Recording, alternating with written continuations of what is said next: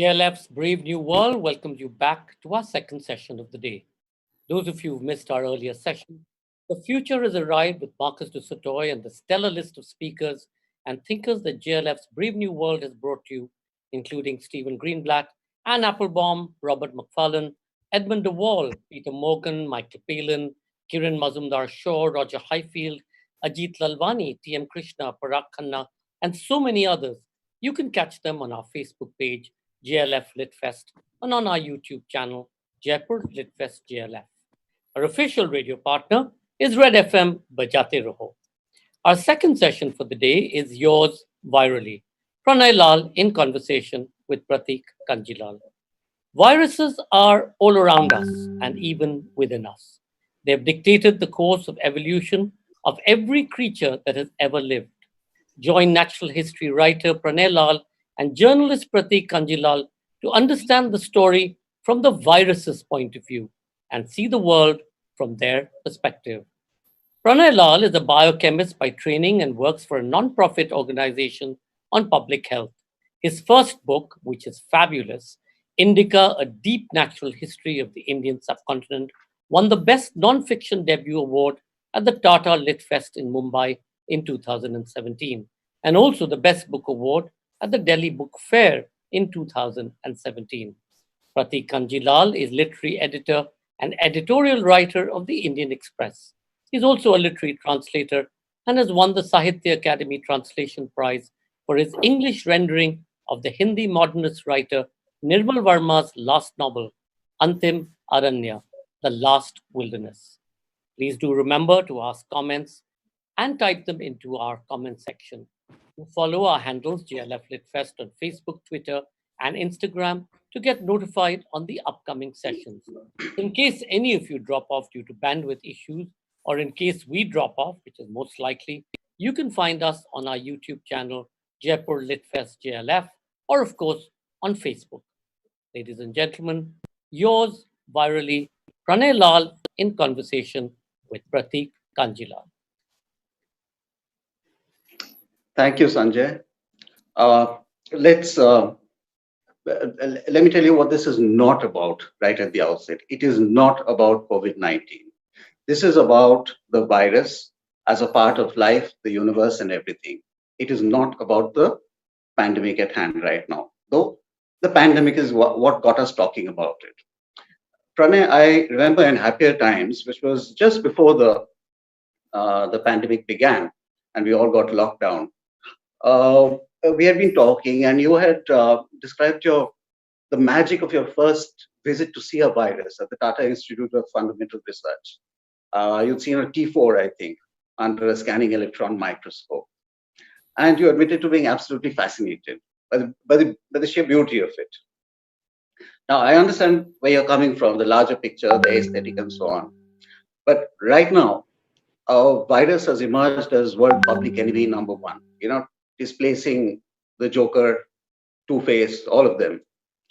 So, has the pandemic, which you're seeing as a public health professional, and the very unpleasant experience of being locked down, has it tempered your enthusiasm for viruses? Thank you, Pratik. Not at all. Actually, I stand, here in support of viruses. I think there's an undeniable beauty in the way viruses go about their lives. That outside of the body they are inert, but once they find the host, the right cell within the host, and the right receptor on which they have to land, so that they can utilize the host cell to make several mini me's. That's simply put the life cycle of a virus. It is fascinating when you get to see it under a scanning electron microscope, just as you mentioned. I mean, the first time I saw it, I could actually hear John Williams' theme of Superman. It was actually landing, the T4 landing on the E. coli. It was a fascinating sight. Um, in my study of biochemistry and then becoming a lifelong student of evolution and natural history, I've come to realize that other than the sun and tectonic forces of the earth, the virus is possibly the single most powerful agent that drives evolution. And I think we do not understand viruses and the context they live in and the way they shape just about every creature, the life course, the trajectory of every creature. And I think we do this at our own peril. We don't understand the diversity, the inventiveness that they work with. And let's not just be mute witnesses and be victims to the lethal force that they can unleash on us. Let's be uh, you know participating in that process to understand them a little better. And I think that's where we are, I think, faulting ourselves. And I don't think that we have done enough justice in terms of putting our science and technology behind understanding what viruses are.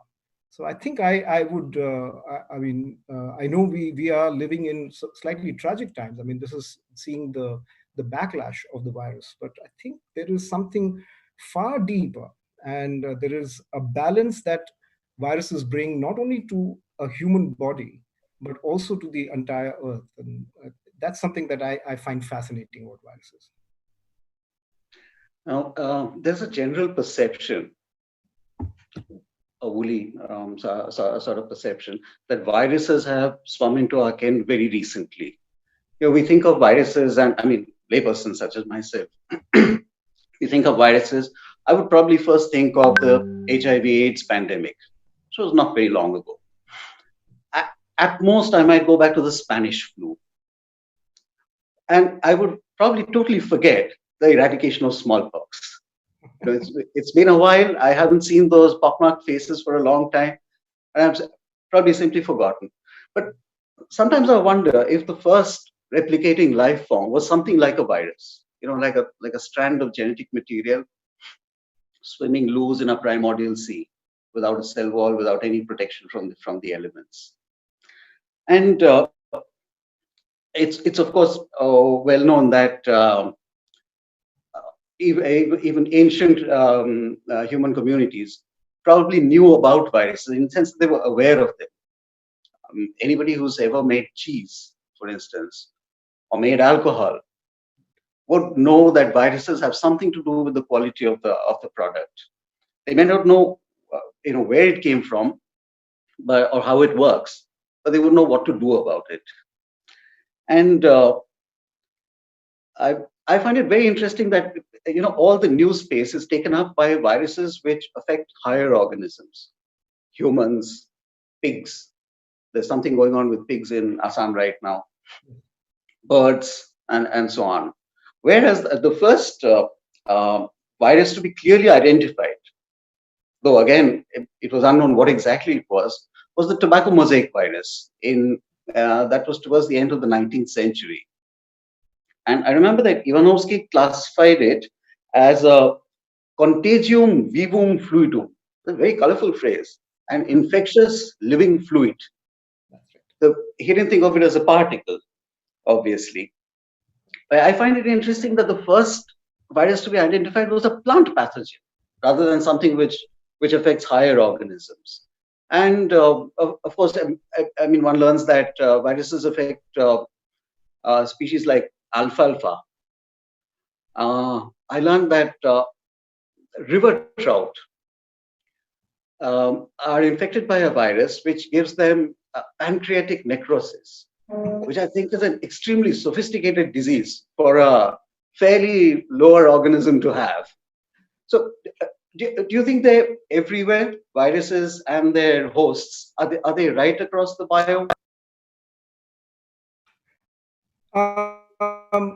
Pratik, we know very little about viruses. We've discovered about 5,600 viruses, and compared to, it's just the same number as the mammals that live in the world, and that includes plant viruses, viruses that affect bacteria and amoeba, and just about all those creatures, just about every creature.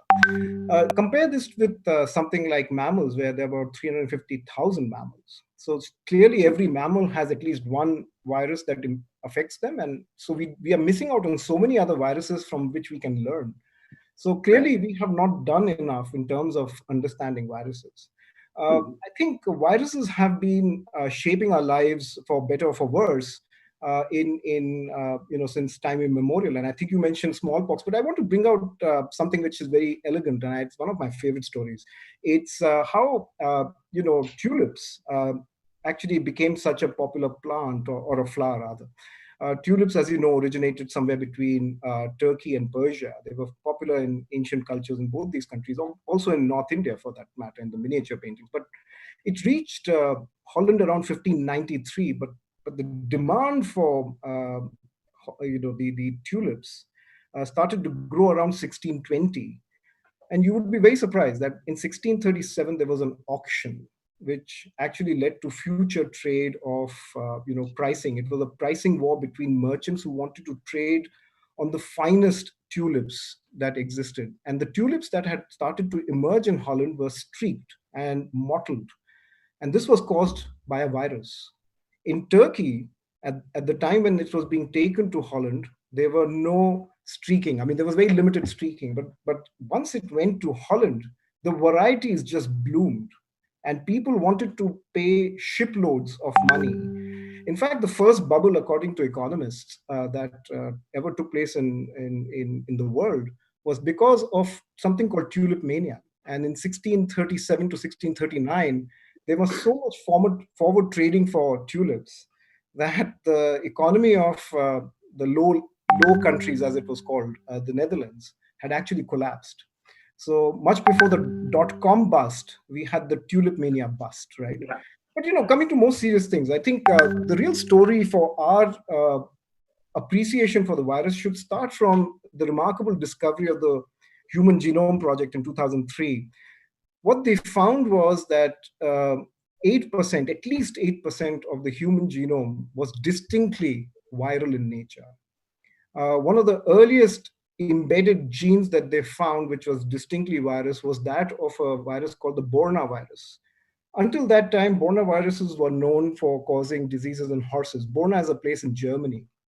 And what they discovered was that it was largely RNA viruses that embedded themselves in human DNA, which is a very rare thing. And they could not figure out that why such a thing was happening in the human genome. And then they started discovering coelacanth and primates and other creatures. What we now know is that significant amount of DNA and RNA that is embedded in our DNA is largely from foreign sources. Of course, it is a lot of it is from our primate and ape ancestors and our immediate ancestors, the Denisovans. We've now discovered that 2% directly is Denisovan, but 8% is viral. So what is driving evolution historically, and I'm talking about deep history here, is largely the viral force, that it is able to take pieces of genes and take it from one creature, and if it hops into another creature, it is taking the gene and transferring it to the DNA or the RNA of that creature. That, I think, is fascinating. And I think we now need to draw the phylogenetic trees. That means the genetic trees of the times of origin and divergences in terms of evolution, alongside that of viral forces, because only then would we understand which are the viruses that are going to impact us. So I think that is the story for me in terms of somebody who works in public health. Very fascinating. And I think you spoke about smallpox. I think smallpox is a fascinating story. I think there's this very interesting discovery that happened in 2018. They found a skeleton of a Lithuanian boy. What we know is that from the smallpox that has been found from mummies and many other skeletons, is that there was a single strain of smallpox that was found across Africa, Arabia, Levant, and Asia. But this discovery in Lithuania of a 1645 skeleton of a boy, that it was a distinct strain. And there were two other skeletons that were discovered close by, which had slightly different strains. And those were the ones that were more contemporary. And that was the pathogenicity of the smallpox that was driving across different continents. So you had several strains developing. For example, the most potent strain in China was called the Temple of Heaven, and it was typical of Chinese. And I mean, there were interesting names for different strains as they were being discovered. So I find the whole story of the virus, it is so deeply ingrained with our culture. I mean, it starts with smallpox. I mean, it's called Sitla Devi. You go to Bombay, it's called Sitla Devi. You go to center of Calcutta, there's a major temple of Sitla. I have Yes. come out. I've been trying to map, all these Sitla Mata mandirs across India, and I've come up with a list of about 480. Plus, you've got Hariti in Nepal because it's a more older deity of wellness, but also epidemics. And then you've got Mariamma in South India, and I think that's very interesting for me. So, for personally, I find smallpox fascinating. And there's another disease which I think I want to talk about, and I know you are getting, uh, uh, you know. Uh, uh, very interested about this as well. When we spoke earlier, was Rinderpest. That's only the second disease to have been a viral disease to have been eradicated is Rinderpest, and nobody really talks Oh, about it. shit. The problem is that Rinderpest is a disease of the cattle, and it could actually decimate as it swept across countries, especially India. Think about it: our dependence on cattle, our dependence on livestock. And if the Agrarian Society of India lost its entire livestock in a single blow, it could be it could lead to famine and food insecurity at a grand scale. And I don't think we've appreciated the hard work that agricultural scientists and veterinarians and virologists per se in India who've done so much to eradicate rinderpest. And also, I mean, coming to COVID, I think the more important thing that the only thing I want to talk about COVID is the reason why we have done so well is, hats off to Indian doctors, interns, residents, senior doctors. We are fantastic at case management, and I think that's what has helped us in terms of reducing the burden of disease, and prevented the frail health care system from completely collapsing under the pressure of COVID-19. So I think that's my only comment on COVID-19. I thought it would be unfair for me to talk about veterinarians and virologists, but not complimenting my doctor colleagues. I just want to be politically correct there. Right. You mentioned Sitala and the southern equivalent, Mariamma. This is very interesting passage in Vasco da Gama's account of his first voyage to when he landed in Kerala, and it's I mean he's a fascinating writer. Actually, he writes in the third person, just like Julius Caesar, and he always refers to himself as the Captain General. So the Captain General got off the ship. The Captain General was taken to the Zamorin. The Captain General was taken by the Zamorins men to the local temple, which was the Mariamma temple. Oh. And the Portuguese, if you remember, they come for spices and Christ, not to convert, but to discover Christ in the East, because they were convinced that there was Christianity here, that there was a Christian tradition, which there was actually.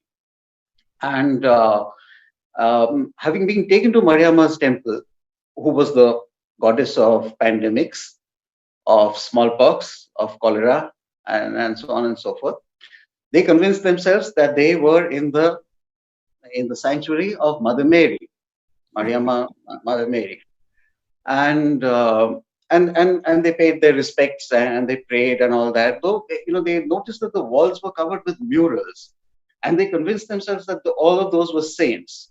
Though it was a little confusing because Vasco reports that all these saints had very long fangs and claws, which would have been just right for death goddesses sanctuary. Now, I and you're right. India has always been, regarded as the land of heat, dust, and fevers.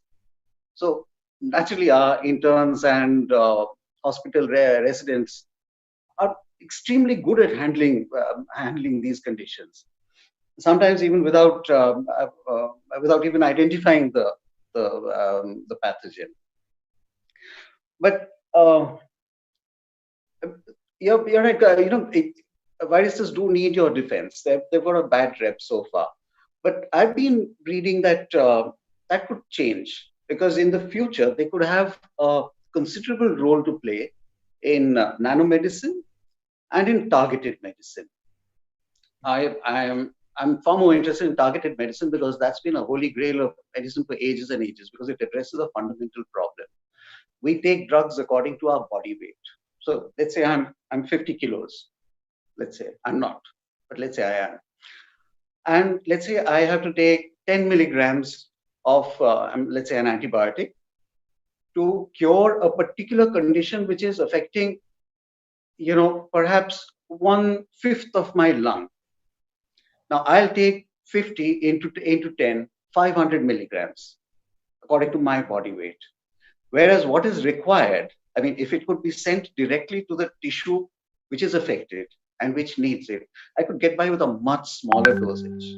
Now, these large doses, I mean, apart from putting pressure on the kidneys and so on, the usual stuff, apart from that, they're also responsible for all the awful side effects, which get the more advanced a drug is, usually the worse the side effect is. And part of the reason is that a lot of modern drugs are not water soluble. They're not really. You make an emulsion and so on. So the uptake is low. So again, you have to increase the dosage. So say in a cancer drug, you have pancreatic cancer, let us say. Yeah. If you could deliver the drug exactly on the islet cells which are affected, then you could get by with a tiny, tiny dose which would not make you feel physically ill. And a virus is, tailor designed by nature to target particular cells.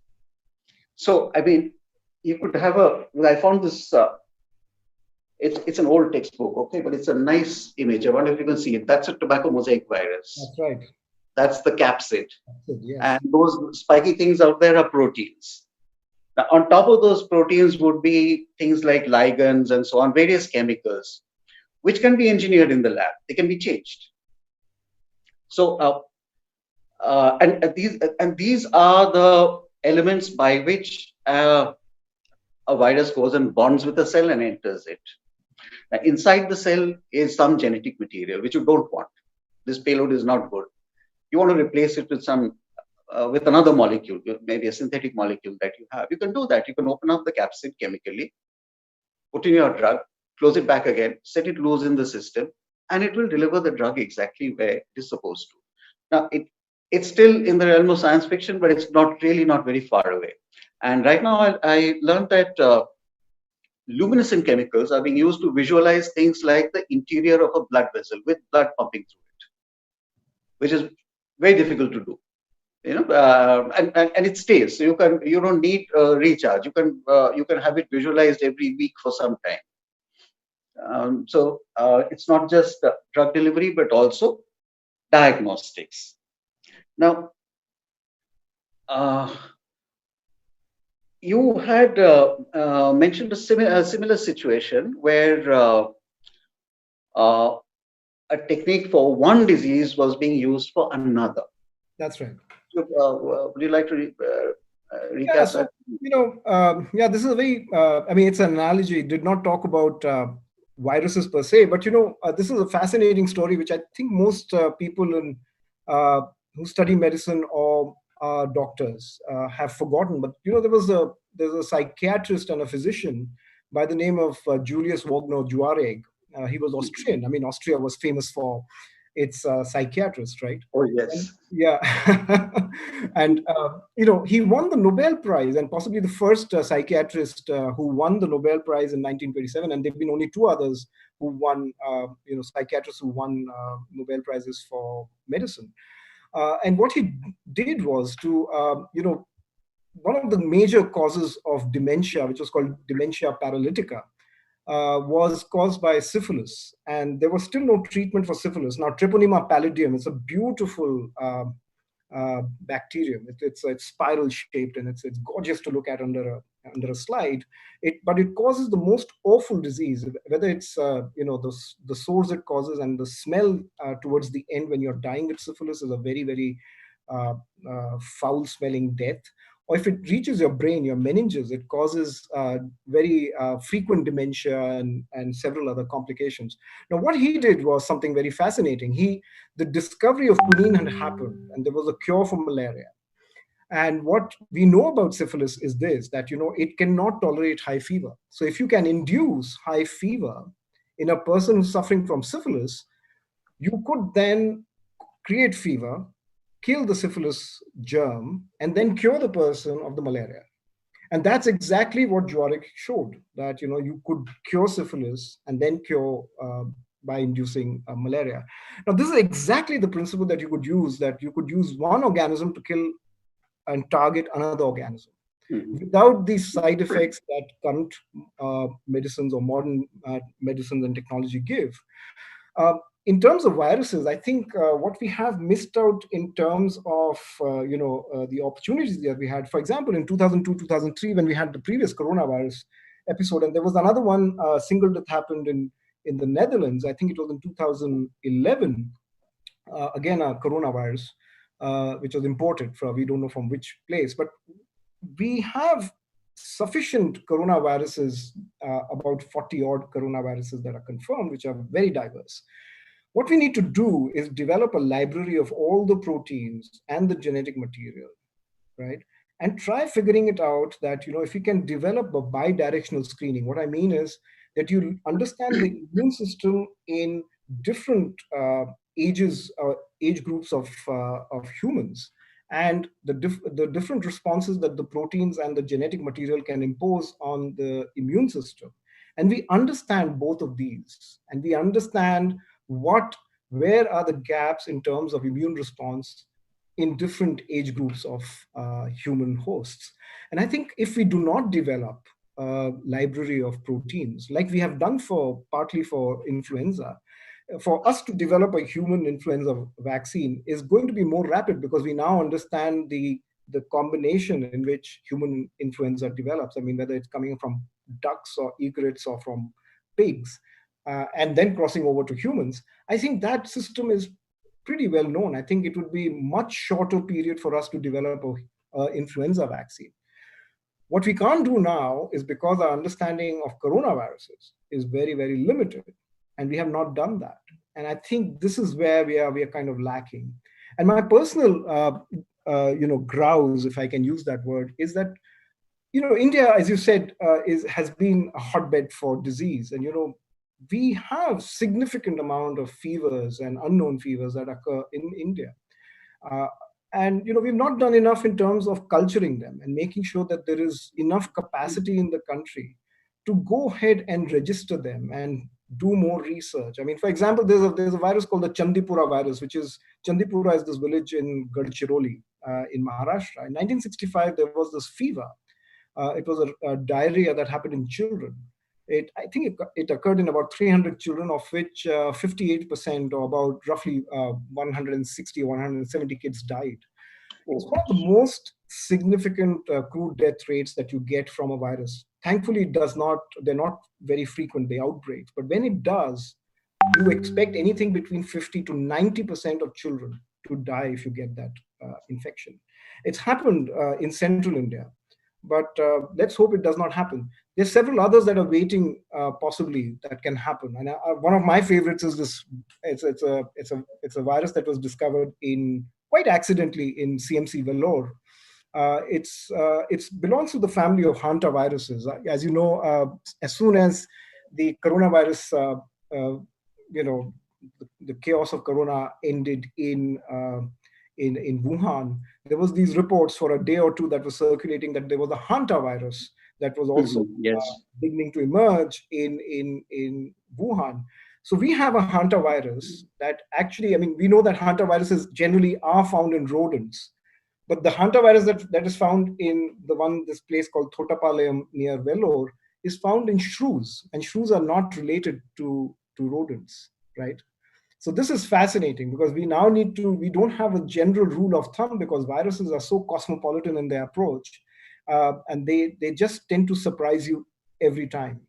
And you never know when the next interaction with a human might happen and Right. something crosses over.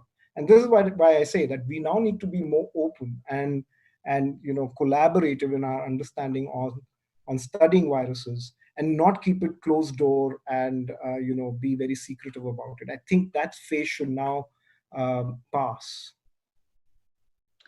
But for the moment, we're in lockdown, and we are all sitting in front of our computers. And on one side, there is a threat of a biological virus, and on the other, of a computer virus. Now, it's usually a bit risky to make an analogy between a living system and a computer system. But, it's like the brain does not work exactly like a computer. The principles are different, the methods are different. But here, in the matter of viruses, I see a very close correlation, structural. Sure. Uh, a computer virus is made up of an engine Right. which causes infection, does replication, and moves on to other computers. And there is a payload which does something malicious. The engine does nothing malicious. The engine just replicates itself and moves on. That's right. Now, payloads, there are lots and lots of payloads that you can download off the internet. They're very commonly available. In fact, the first well-known virus, which was called the brain virus, it was written by two brothers in Pakistan. That was just an engine. It didn't have a payload at all originally. And so people take usually people who make malware, they take an engine, maybe modify it a little, add their own payload and set it loose. It's very easy to do.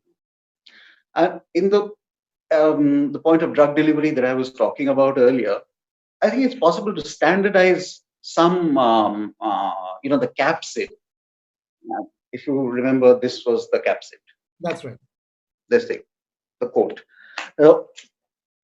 If you engineer the capsid to have certain chemicals, a certain pH, a certain electrostatic charge, which would get it into particular cells, you could change these properties and have new engines which target different cells. Sure. And you change the drug in your payload accordingly. Right. So I would expect some standard viruses which would be used for such a purpose. Right. And right now, I remember that the efficacy of such a thing has already been demonstrated. I said it was only in imaging. I don't think that's true. Staphylococcus, which is one of the most resistant organisms ever. It causes all kinds of eruptions on the skin. It also gets into your joints when it becomes almost uneradicable. Staphylococcus, one of the defenses that it uses is a biofilm that it secretes around itself. And it's found that viruses can penetrate that biofilm much more rapidly than conventional methods. Sure. So perhaps, the virus could be the magic pill of the future. Well, I think it already is, isn't it? I mean, I think we need to understand that, viruses already control. I mean, they maintain the balance even in our of course, gut, yes. right? I mean, the whole virome. So there is this whole thing that the nutraceutical industry and the pharmaceutical industry have been talking about, which is the microbiome, right? So we drink all these bio-enriched, milk and things like that, which tends to maintain balance. But it's the virus which actually controls the number of coliforms, for example, in your gut. Yes, of The course. other thing that happens is that we now need to understand that, I mean, let's look at the grand scale. I mean, this is one of my favorite stories. 40% of all oxygen is produced in the ocean by just two organisms that got discovered in late 1990s. And they're called Prochlorococcus as Synechococcus. Now, what is remarkable about these creatures is they produce this extremely tiny, they're so small, but they're also the most abundant creatures in the world not to be discovered for such a long period of time. Mm-hmm. They produce oxygen and then die within hours or sometimes in a day. And they go and settle down at the bottom of the ocean. What I find interesting about this is that, there is a virus that actually controls. Had they not, started attacking these green algal cells that are found on the surface of the oceans, you would have algal blooms all over the ocean because they produce copiously in huge numbers. They produce a lot of oxygen, they sink a lot of carbon. They're possibly one of the more crucial elements that bury carbon and produce oxygen. But it's the virus that dictates the terms, right? I think this is something that and so even in terms like climate change, forget our own individual bodies. I mean, in the lung and the skin and in our gut, the virus is controlling all the organisms from going awry, preventing one from replicating far too much. You spoke about Staphylococcus aureus. It's the curse of the Burns wards Oh, absolutely, yes. and also the area that I work on is lung disease, and we have a major challenge with multi-drug resistant TB, tuberculosis, Tuberculosis, yes. and we've got 42 phages, which are viruses that attack the bacterium that causes tuberculosis. Now, we have that specificity. We know that certain viruses will only target the Mycobacterium tuberculosis, but there is Right. very little effort happening to look at targeted interventions of using and harnessing those bacteriophages to attack the Mycobacterium or Staphylococcus in your case. So we Yeah. have not done enough. I think this is a wake up call, Right. and I think we now need to go back to our drawing board and say that can we use nature's own uh, innovations and inventiveness to fight things that can be harnessed by us humans rather than coming up with toxic drugs and the kind of problems that you spoke about.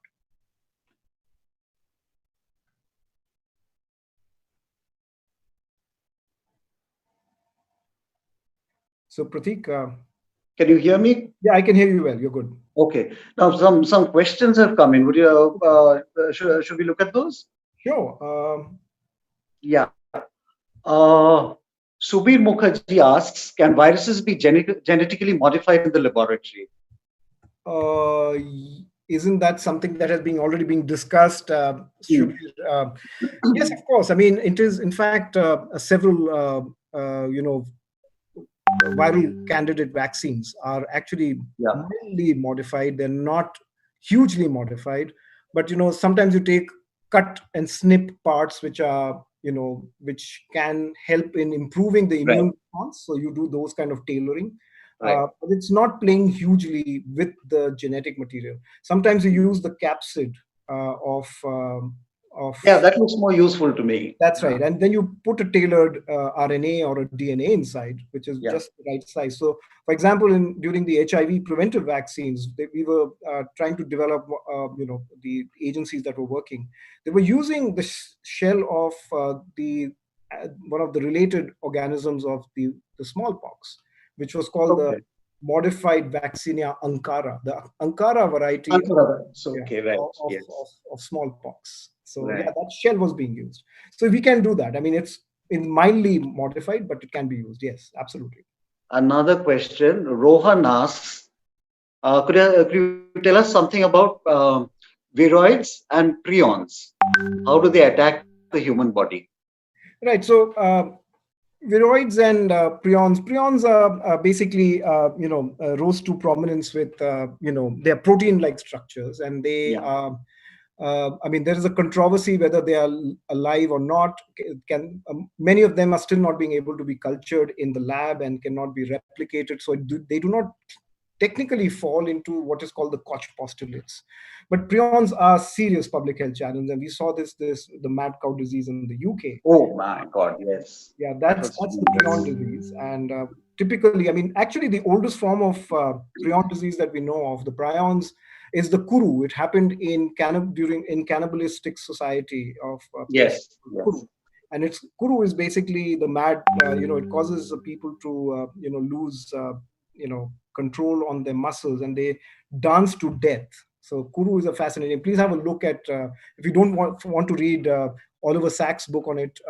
I Yes. urge you to read the Wikipedia page, and I think that distinction is very fine. Viroids, is still a gray area of understanding where they fit in. Viroids are, simpler forms of viruses, not as complex.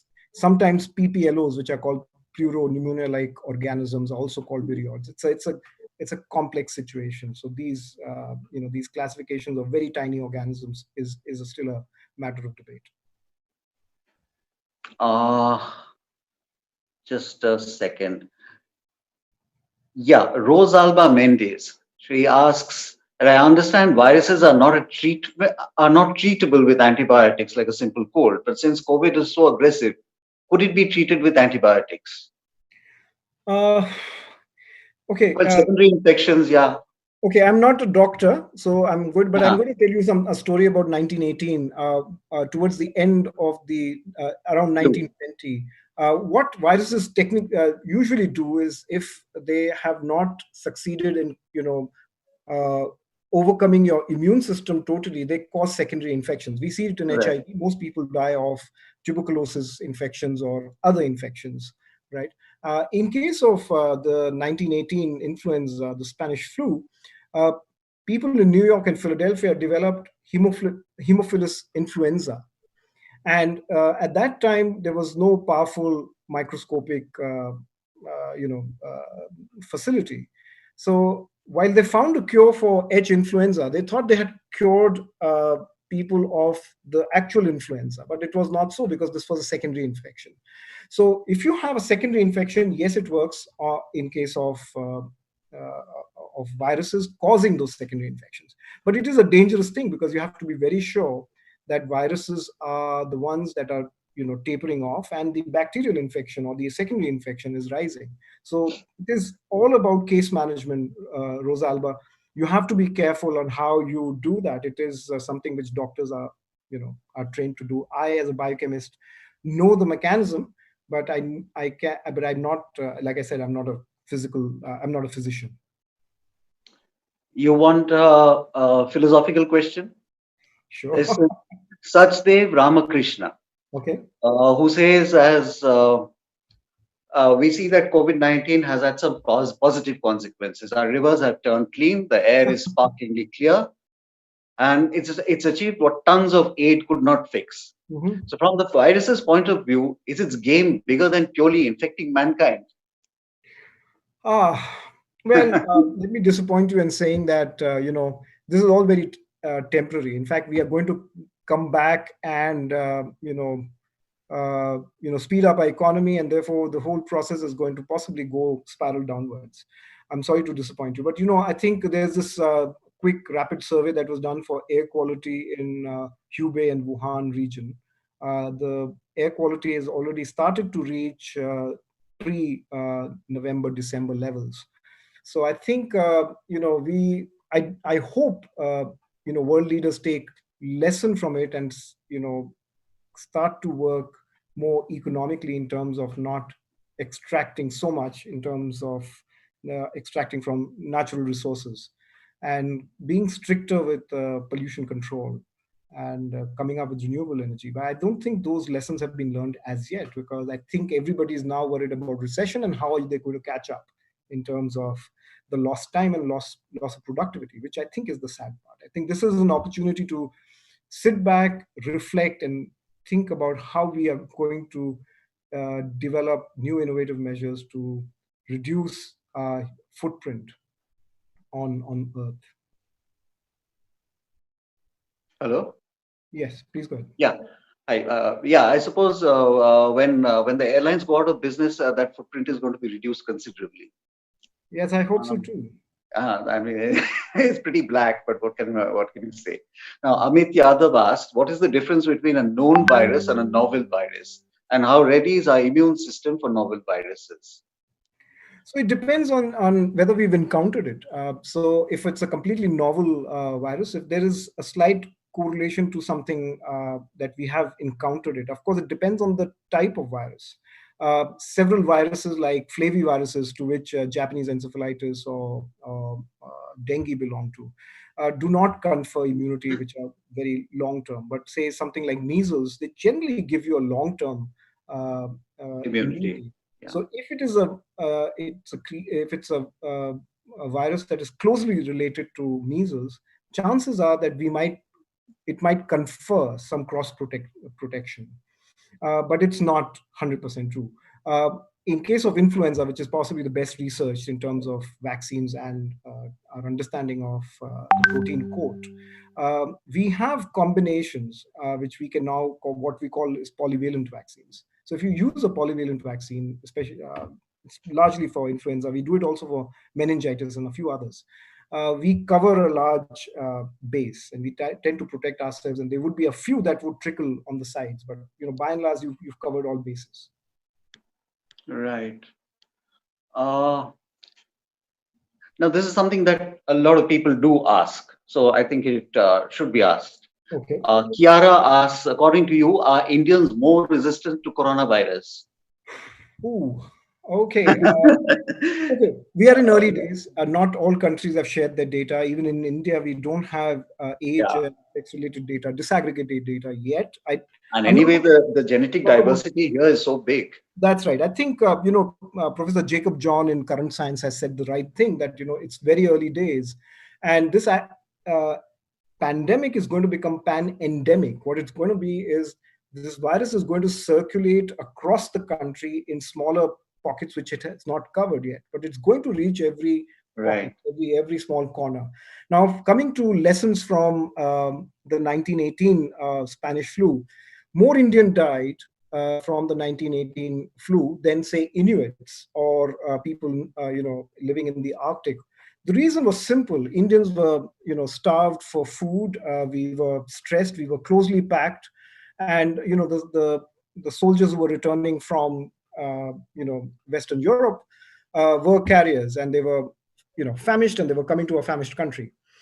The main thing, there's a very interesting paper by Christopher and Crane-Cross which says that vitamin A, vitamin D, vitamin E, vitamin K, which are as you know are fat soluble and Fat soluble. very Yeah. prevalent in seal food, seal fat, and fat of all the things that they spear and kill and hunt in the Nordic region and in the Arctic region. Uh, Confer immunity for people who have improves their immune system and the defenses. It's a fascinating paper. It's a very well researched paper. It was Okay. criticized when it came out, but later it was found that it was not Yeah. just a Now it causation. appears that we have run out of time. Yeah. So I think that's one reason why, because we can't do that for COVID, but surely if Right. you go back to history, it shows that diet is a very, very strong driver Right.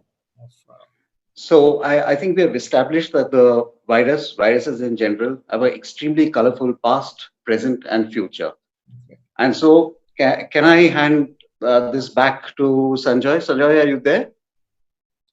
Absolutely. Thank you so much, Pratik, and thank you, Pranay. That was fascinating. And to take forward what you just said about the diet, maybe the next time we can discover what is the virus's diet, and then therefore what is our diet.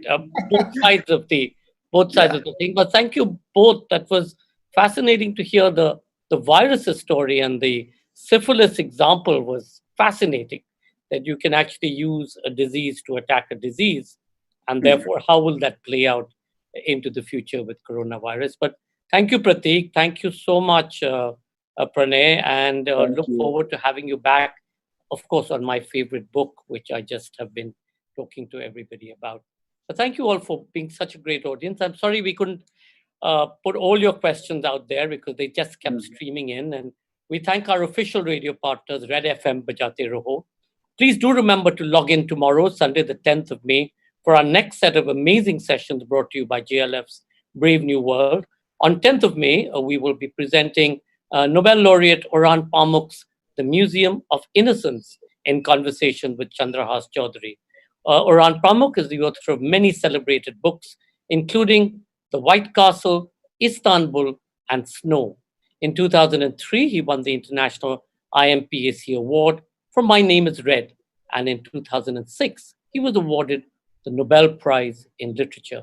Here he talks to Chandrahas Chaudhary about his life and his work, and this will be broadcast at 7:30 p.m. Indian Standard Time, 3 p.m. British Summer Time, and 10 a.m. Eastern Daylight Time.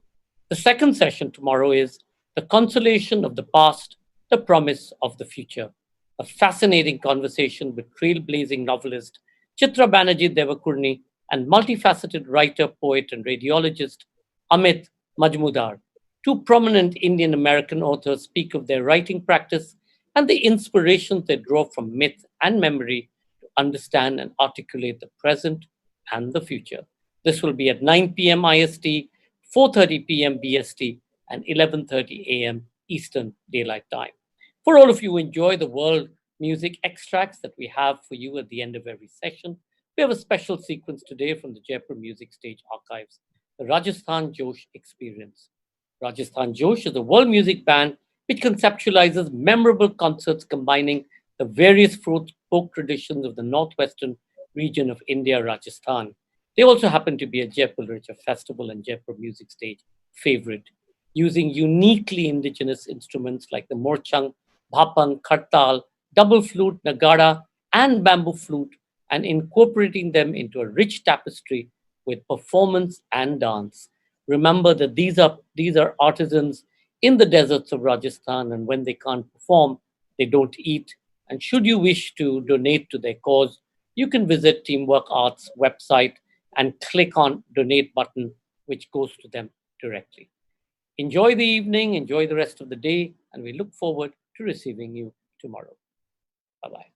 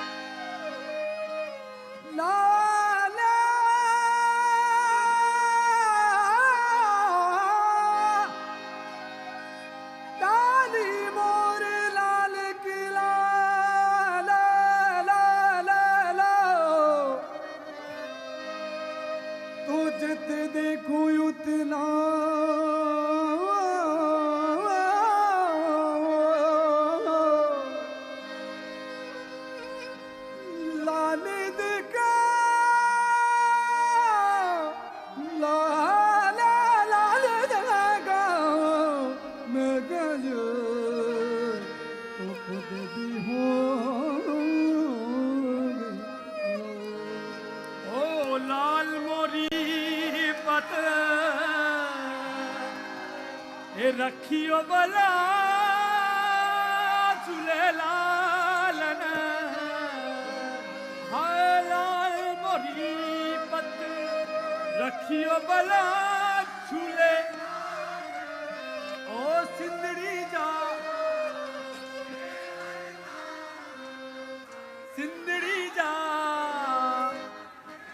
Shewani दा सिंदड़ी जा शेवाणी दा सिंदड़ी जा शेवाणी दा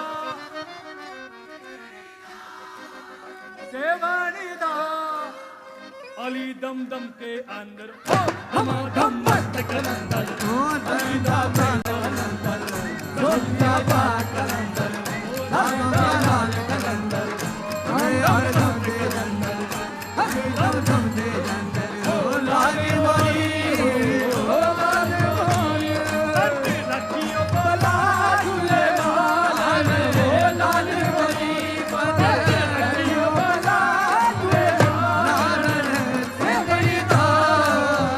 शेवड़ी दा सखी दो बात हम दम मस्त कलंदर अली दा पहला नंबर दुनिया दा कलंदर अली दा कलंदर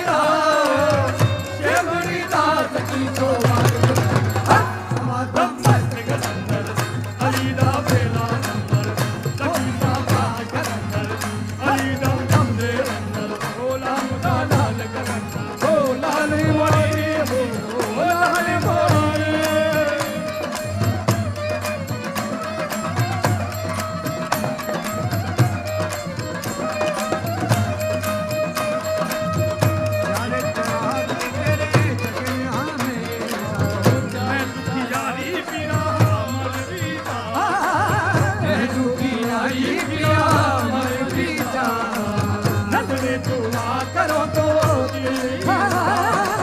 नजरे करो तो ओ तेरे सिवा मेरा कोई नहीं तुझे नाल वो तेरे सिवा मेरा कोई नहीं तुझे नाल वो मेरी दास जी तो हमारा मस्त कलंदर अलीदा तेरा नंबर सही साबान कलंदर ओ लाल लाल कलंदर अलीदा ओ लाल मोरी